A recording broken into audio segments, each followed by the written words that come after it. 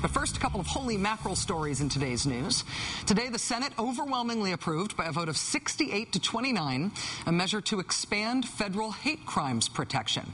The measure now just needs to be signed by President Obama. Of course, not everyone is cheering on this expansion of civil rights. One Republican senator called the vote today, quote, deeply troubling. Another warned that it was a step toward thought crime. The measure is called the Matthew Shepard Hate Crimes Prevention Act. It's named for Wyoming college student Matthew Shepard, who was tortured and murdered 10 years ago because he was gay. The new law broadens the current definition of federal hate crimes, which covers attacks motivated by race, color, religion, or national origin, to now include gender and sexual orientation and gender identity and disability. The late Senator Ted Kennedy had championed the hate crimes bill for years, but President George W. Bush had vowed to veto it if it ever reached his desk. President Obama says he will sign this measure. The Human Rights Campaign today lauded it as, quote, our nation's first major piece of civil rights legislation for lesbian, gay, bisexual, and transgender people. Also today, a huge victory for the men and women who fight our wars. It came today disguised as a mundane shift in how our government bureaucracy works.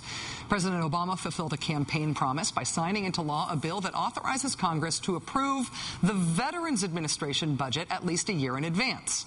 Now, like I said, this was a move that shifted a budget deadline. It's not exactly a fireworks display. But here's why it may have an enormous impact. For 20 out of the last 23 years, the VA budget was passed so late that it affected the funding of the nation's largest healthcare provider. The VA covers 23 million veterans, and their care had at times been rationed thanks to Capitol Hill politics and these missed budget deadlines. That is all over now.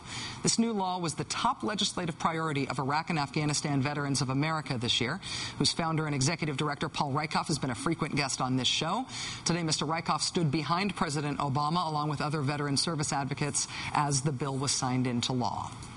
Now, I know, advance funding for the VA sounds boring, but it will actually make a huge difference to a lot of really deserving people. And it is therefore a credit to the people who've been willing to work so hard on stuff, even when it's very boring stuff, because it's the right thing to do for the country.